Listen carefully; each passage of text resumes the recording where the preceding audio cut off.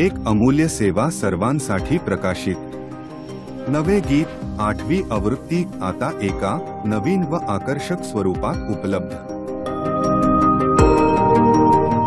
यामध्ये प्रभुसेवक स्वर्गवासी भाऊदास तडके यांनी रचलेली गीते आहे. त्यासोबत प्रचलित मराठी, हिंदी व इंग्रजी अशा 3 भाषिक गीतांचा संग्रह आहे. एकंदर 525 गीते आहे. गीतांच्या चालीकरिता शेवटच्या पानावर QR कोड देण्यात आला आहे. आपली प्रत मागविण्यासाठी या क्रमांकावर संपर्क साधावा. धन्य येशू नाम.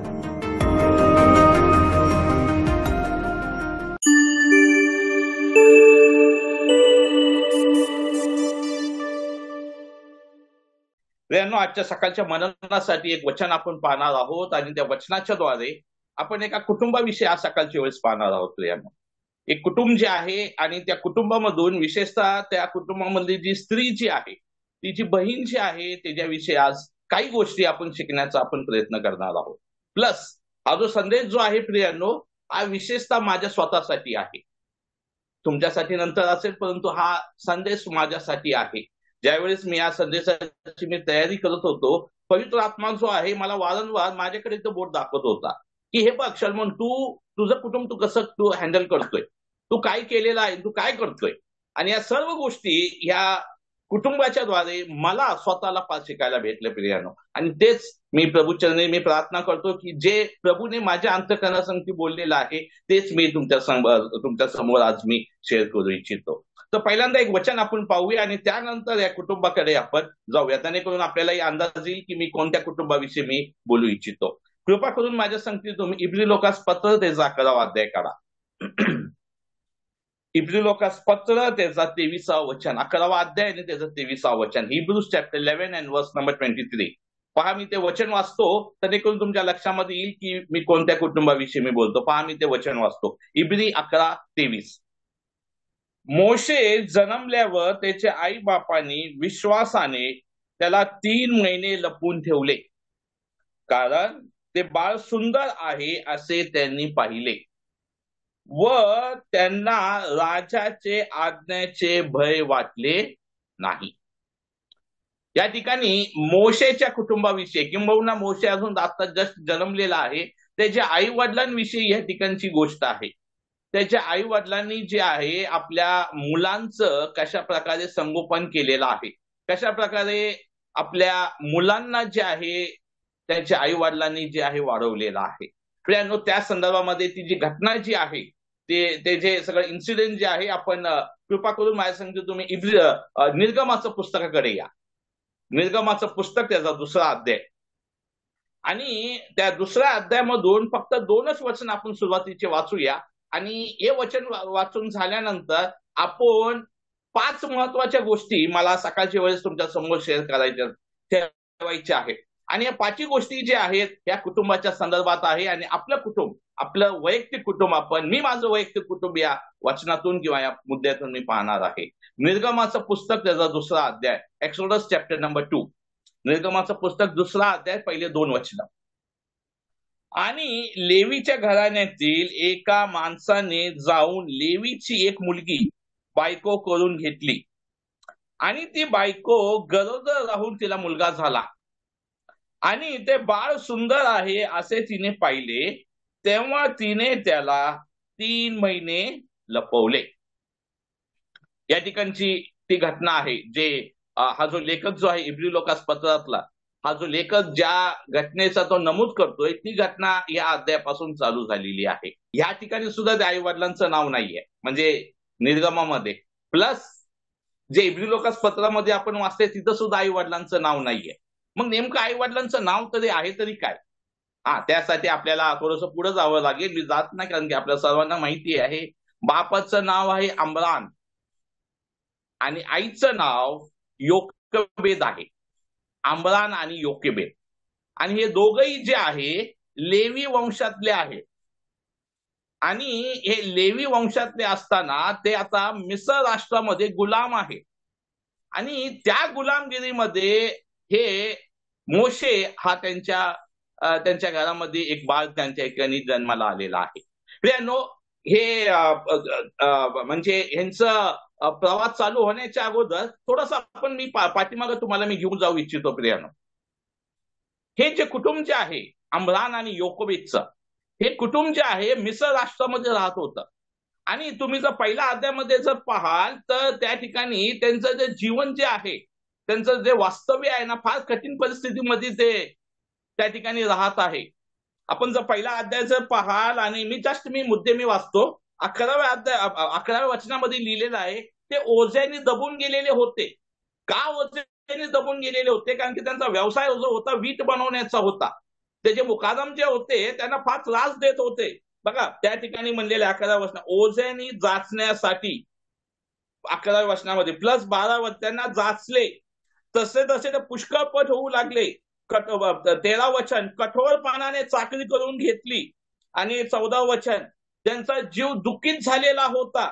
आणि परत खाली राबिवले, त्यांना जुलमाने त्यांच्याकडून चाकरी करून घेत होते. ही सगळी अवस्था ह्या कुटुंबाची होती. फक्त याच नाही तर संपूर्ण जे इस्रायली लोक ज्या ठिकाणी ते राहत होते सगळ्यांची ही अवस्था होती. आणि त्याही बिकट परिस्थितीमध्ये राजाने हुकूम काढलेला होता की जो कोणी मुलगा जन्मेल त्याचा सगळ्यांचा वध करायचा. बघा तीच गोष्ट आपण खाली वाचतो, म्हणजे पहिला अध्यायाच्या 22व्या वचनामध्ये. आणि काय म्हणलेलं आहे, जो प्रत्येक इब्री मुलगा जन्मेल त्याला तुम्ही नदीत टाका. ही परिस्थिती त्या कुटुंबाची होती त्या मिस्र राष्ट्रामध्ये राहत असताना.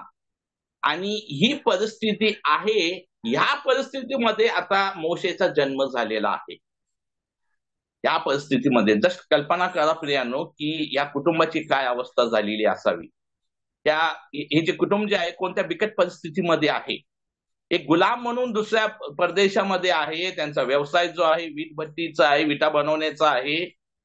फार कठीण परिस्थितीमध्ये आहे. ते जे कुटुंब जे आहे फार हालाकीमध्ये आहे. आणि हे सगळं असताना त्यांना एक बाळ त्या ठिकाणी जन्म झालेला आहे. हा परंतु माझा पहिला मुद्दा आहे, या कुटुंबाने जे आहे ना, किंबहुना त्या बहिणीने जे आहे, इंग्लिशमध्ये लिहिलंय त्याचं मी ट्रान्सलेशन मराठीमध्ये केलेलं आहे. She overcame the very difficult situation. She overcame the very difficult situation. त्याला मराठीमध्ये मी हे केलंय, तिने अतिशय कठीण परिस्थितीवर मात केली. तिने अतिशय कठीण परिस्थितीवर मात केली. म्हणजे मला माहिती नाही आपल्यापैकी किती जणांनी जे विटा वगैरे बनवतात त्यांचे कुटुंब किंवा ते कसे राहतात तुम्ही पाहिलेले आहे. पण तुम्ही पाहिलेले आहेत. आमच्या घराच्या सोसायटीच्या बाजूलाच काही वर्षापूर्वी वीटभट्टी होती. आणि आम्ही पाहत होतो की त्यांचे कष्ट, पहाटे लवकर उठायचे, पहाटे लवकर उठून ते माती तुडवायचे, ते अग्नी लावायचे. किती कष्टाचं काम होतं. आणि त्याच्या घरात जर तुम्ही पाहिले तर सगळे एकदम झोपडे टाईप घर होते. आणि ते मुलं कसे राहत होते ते देखील आम्ही पाहिलेलं आहे. मित्रांनो अशा परिस्थितीमध्ये हे कुटुंब त्या मिसर राष्ट्रामध्ये आहे. हा परंतु तिने जे आहे, जे काय बाहेरची परिस्थिती आहे ती परिस्थिती आपल्या कुटुंबाच्या आतमध्ये ते आणून दिली नाही. मित्रांनो सकाळच्या वेळेस पहिला मुद्दा हा माझ्यासाठी आहे. मी माझ्या कुटुंबाचं, माझ्या मुलांचं संगोपन जे आहे बाहेरच्या परिस्थितीवरती मी अवलंबून आहे का, किंवा बाहेरची परिस्थिती बघून मी माझ्या मुलांचं संगोपन करतोय का. मी स्वतःला देतोय का, की बघ एवढं तुझी कठीण आहे, एवढी तुझी कठीण परिस्थिती चाललेली आहे. आणि मी म्हणतो मी कधी कधी मी म्हणतो की काय करू दादा, माझी परिस्थिती तशी नाहीये. मी माझ्या मुलांचं व्यवस्थित देखभाल करू शकत नाही कारण की परिस्थिती अशी आहे. म्हणून मी माझ्या मुलांना जे आहे मी प्रभूमध्ये मी वाढवू शकत नाही. काय करू, माझ्या हातामध्ये नाहीये. हा, ह्या कुटुंबाने तसं नाही केलं. हे कुटुंब म्हणालं नाही की नाही आमचं खूप आता हाल चाललेले आहेत, आम्ही खूप दुःखी आहोत, आम्ही खूप कष्टाने दिवस काढतोय, आम्ही या ठिकाणी गुलामामध्ये आहोत आणि म्हणून आम्ही आमच्या मुलांना जे आहे प्रभूमध्ये वाढवू शकत नाही. हे निमित्त जे आहे या कुटुंबाने दिलेले नाही. त्या कुटुंबाने जे आहे या सर्व कठीण परिस्थितीवरती मात करून त्यांनी ठरवलं की नाही, जे काही बाहेरचं आहे ते बाहेरचं, जे काय आम्ही कठीण परिस्थितीमध्ये आहोत ते बाहेर, आपण मुलांना जे आहे प्रभूमध्ये आम्ही वाढवणार. आणि प्रभूची स्तुती असो प्रियांनो, या दोघं नवरा बायकोने म्हणजे अम्रान आणि योकोबेद यांनी प्रभूमध्ये आपल्या मुलांची वाढ केलेली आहे, विशेषतः मोशेची. आणि म्हणून प्रियांनो, माझा पहिला मुद्दा आहे की मी कोणतंही निमित्त आम्ही देऊ नाही की मुलांना प्रभूपासून आम्ही प्रभूमध्ये न वाढवण्याचं. जे काय परिस्थिती असेल इट्स वेल अँड गुड, ते बाहेर आहे. परंतु आम्हाला आमच्या मुलांना प्रभूमध्ये वाढवायचं आहे. हे आई वडील म्हणून, आई बाप म्हणून हे आमचं कर्तव्य आहे. कारण की का, लेकरं हे परमेश्वराचे वतन आहे. आम्हाला we are just caretaker. आम्ही एक काळजी वाहू म्हणून प्रभूने आम्हाला दिलेलं आहे. ती आमची जबाबदारी आहे की आमच्या मुलांना प्रभूमध्ये वाढवणे. काही परिस्थिती असेल, ह्या कुटुंबासारखी एवढी बिकट परिस्थिती जर नसेल, एक गुलाम मध्ये आहेत, यांच्यावरती मुकादम आहेत, नाही ते अत्याचार चाललेला, प्लस सगळ्यात मोठी एक अडचण आहे की जे मुलं जन्मेल त्या सगळ्यांना मारून टाकायचंय. कोणच मुलगा त्या ठिकाणी जिवंत राहता कामा नाही, सगळ्यांना मारून टाकायचंय. आपण अशा परिस्थितीमध्ये या नवरा बायकोनी जे आहे आपल्या मुलांचं प्रभूमध्ये वाढ केलेला आहे. पुढे जाऊया. बघा त्या ठिकाणी लिहिलेलं आहे त्याच वचनामध्ये, पहिलंच वचन. आपण या 2 वचनातच आपण करणार आहोत, पाहणार आहोत, जास्त कुठं आपण जाणार नाहोत. बघा त्या ठिकाणी म्हणलेलं आहे, दुसऱ्या वचन, आणि ती बायको गरोदर राहून तिला मुलगा झाला आणि तो बाळ कसा आहे म्हणलेला आहे, सुंदर आहे. ते बाळ सुंदर आहे. हे जे वाक्य जे आहे ना प्रियांनो, हे बाळ सुंदर आहे, ते इब्री लोकास पत्रामध्ये सुद्धा आलेलं आहे. ते बाळ सुंदर आहे. प्रत्येक आई वडिलांना जे आहे आपलं बाळ कसं दिसतंय, सुंदर दिसतंय. भले ते काळं असून द्या, परंतु तरी सुद्धा ते सुंदर दिसतंय. माझं बाळ सुंदर आहे. प्रियांनो, सकाळच्या वेळेस मला आपल्याला ही गोष्ट सांगून द्या. आम्ही आमच्या मुलांना जे आहे ना प्रभूच्या नेत्राने आम्ही बघूया. या स्त्रीने जे आहे, या बहिणीने जे आहे, योकोबदने आहे ना, शी सॉ मोजेस थ्रू गॉड्स आईज. तिने जे आहे देवाच्या डोळ्यांनी त्या मुलाकडे पाहिलं. तिने पाहिलं की माझं बाळ सुंदर आहे. प्रियांनो, मला ठाऊक आहे आजच्या या कॉम्पिटिशनच्या जगामध्ये, मला कॉम्पिटिशनला पटकन मराठी शब्द आठवत नाही, परंतु कॉम्पिटिशनच्या जगामध्ये आपल्याला प्रत्येकाला वाटतं की माझा मुलगा किंवा मुलगी एकदम अव्वल यावं. इव्हन मंडळीच्या याच्यामध्ये सुद्धा, चर्चमध्ये सुद्धा माझा मुलगा किंवा मुलगी, माझी मुलगी समोर दिसावं, सगळ्यांच्या पुढे असावं, माझा मुलगा माझी मुलगी समोर दिसावं. परंतु काय कारणास्तव मुलं जे आहेत शिक्षणामध्ये या सगळ्या गोष्टींमध्ये कमी असतात. काही ना काहीतरी त्यांना सेटबॅक्स असतो. ते दुसऱ्या मुलांसंगती सारखे ते पुढे जाऊ शकत नाही, काही ना काहीतरी असेल. परंतु त्यांना दुःखित करू नका प्रियाने, त्यांचं मन उदास होऊ देऊ नका अशा कुठल्या कृत्याने. त्यांच्यामध्ये काही पॉझिटिव्ह गोष्टी आहेत त्यामध्ये त्यांना वाढवा, त्याच्यामध्ये त्यांना वाढवा. प्रियांनो, आपल्याला माहिती आहे, म्हणजे पुढे गेल्यानंतर आपण वाचतो की मोशेमध्ये एक ज्याला आपण म्हणूया की एक हे होतं, काय म्हणूया त्याला, एक सेटबॅक होता, एक काय म्हणूया त्याला, एक अशी एक गोष्ट होती की जे त्याच्यामध्ये होती आणि ते फार दुःखित अशी ती गोष्ट होती.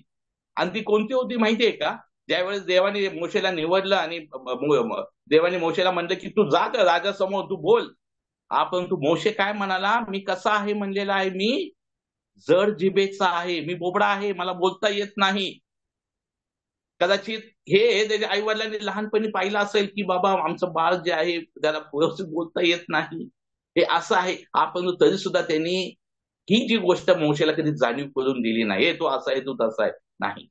प्रियांनो, आमची मुलं जे आहे आम्ही देवाच्या दृष्टिकोनातून पाहूया. Let us see our children through God's eyes. परमेश्वर त्याचा काही ना काहीतरी उद्देश आहे. जे त्याच्याकडे आहे त्याच्यामध्ये त्याला वाढवूया.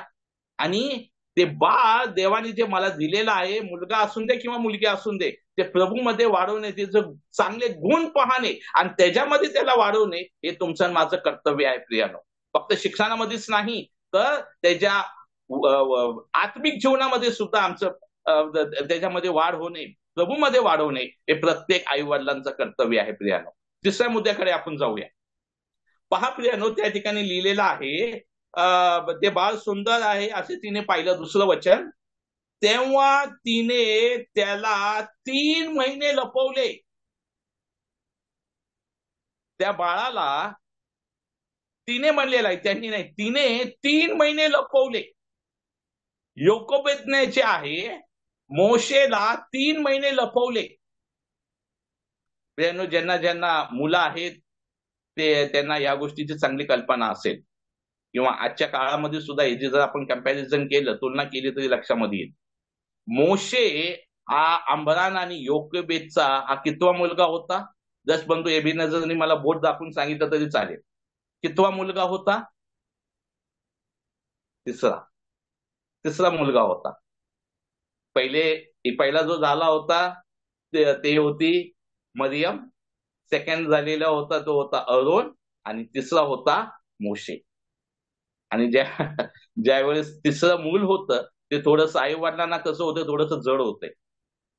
कारण की आजच्या काळामध्ये जर तुम्ही पहा 2024 मध्ये जर तिसरा मुलगा जर किंवा मुलगी काय तिसरं मूल जर झालं, तोपर्यंत पहिला मूल शाळेमध्ये जात असतं आणि त्या शाळेचा खर्च चालू होतोय, आणि त्यानंतर मग दुसऱ्याचा दवाखाना तर चालूच असतो, आणि त्यानंतर ते तिसरं मूल म्हणल्यानंतर प्रत्येक आई वडिलांना थोडस भारच होतो की बाबा आता कसं करायचं, आमची इथे कमाई नाहीये, आणि हे सगळं आता हे एवढं मोठं कुटुंब आणि ते आता सगळं आम्ही कसं करणार, कसं हँडल करणार, आणि फार मोठं बर्डन, फार मोठं ओझं असतं. हा, परंतु ह्या कुटुंबाने तसं नाही केलं. या कुटुंबाने जे आहे हे इंग्लिशमध्ये मी लिहिलंय, third child was not a burden but it is a gift of God. हे जे तिसरं मूल जे आहे ओझं नव्हे, तर हे देवाने आम्हाला दिलेलं हे दान आहे म्हणून असं त्यांनी स्वीकारलं प्रियानो. आणि स्वीकारून त्यांनी त्या मुलाला 3 महिने लपवले. 3 महिने ह्या आईने जे आहे आपल्या बाळाला लपवलं.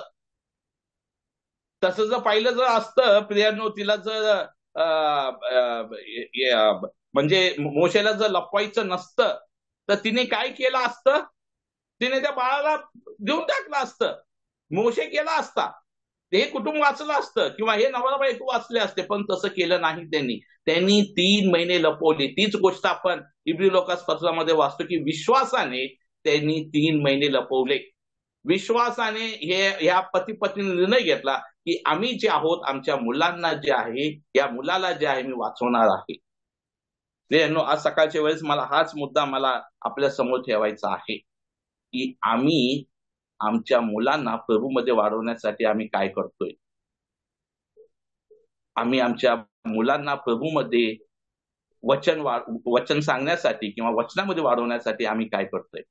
या आईने ते कृती केली की तिने 3 महिने त्याला लपवले. आणि का ते 3 महिने लपवले, त्या चौथ्या मुद्द्याकडे आपण येऊया. आता पहा प्रियानो, या चौथा मुद्दा जो आहे त्या ह्याच ह्याच्यामध्ये आहे.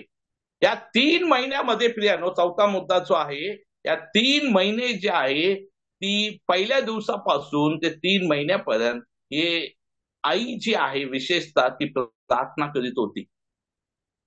आणि ती प्रार्थना करून ती देवाजवळ मागत होती की प्रभू तुम्हाला दाखव की मी आता या मुलाला कसं वाचवू, मी काय करायला पाहिजे की हे मूल आता वाचेल.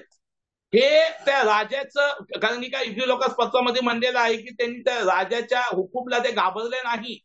आता ही परिस्थिती त्यांनी प्रभूकडे ठेवली की प्रभू तू आम्हाला दाखव की आता मी हे मूल कसं वाचवावं. प्रियानो, म्हणून ते मी त्याला दिलेलं आहे, she came up with a plan to save her child. तिने जे आहे आपल्या मुलाला वाचवण्यासाठी एक योजना आखली. प्रियानो, आज सकाळच्या वेळेस आम्ही माझ्या कुटुंबाविषयी, आपल्या कुटुंबाविषयी आपण विचार करूया. आमच्या मुलांचं तारण होण्यासाठी आम्ही प्रभू जवळ प्रार्थना करतोय का? आम्ही प्रभूला म्हणतोय का प्रभू हे मुलं जे तू मला दिलेलं आहे ते माझे नाही, तुझे आहेत. परंतु ते काय कारणास्तव तुझ्यामध्ये नाहीये. तू आम्हाला दाखव की काय करू, कसं आम्ही त्या मुलांना वाढवू, कसं आम्ही त्या मुलांना जे आहे तुझ्यामध्ये आम्ही वाढवू. ठीक आहे, आम्ही परिस्थितीकडे नाही पाहत, परंतु आम्हाला तू दाखव की आम्ही काय करावं.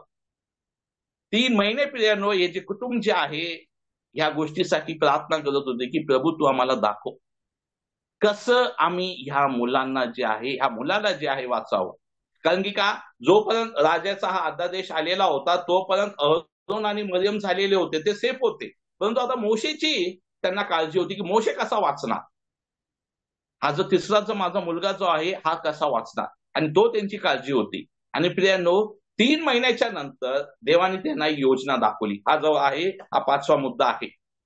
3 महिन्याच्या नंतर देवाने त्यांना ती योजना दाखवली आणि त्यानंतरची गोष्ट आपल्याला माहिती आहे की त्यांनी पेटी बनवली आणि हे सगळं केलं आणि त्यांनी नदीच्या किनारी सोडलं. हे सगळं काय म्हणजे काय अकस्मात झालं का हो? का जस्ट करायचं म्हणून केलं नाही. हे देवाने त्यांना दाखवलं की पहा, ती जी राणी जी आहे, ती मिसळची राणी, ती वाहन जाईल, तिला मुलं बाळ नाहीये, तर तू बरोबर ती आंघोळीला जी आहे त्याच टायमिंगला त्या ठिकाणी जाती, नदीच्या त्याच भागामध्ये जाती, तर तू असं असं हे कर. आणि तिने सगळं जे आहे पेटी बनवली आणि सगळं जे आहे तिने त्या ठिकाणी केलं आणि आपल्या बाळाला बरोबर त्या टायमिंगला ज्या वेळेस ती मिसळाची जी राणी जी होती आली त्याच वेळा तिने आपल्या बाळाला सोडलं.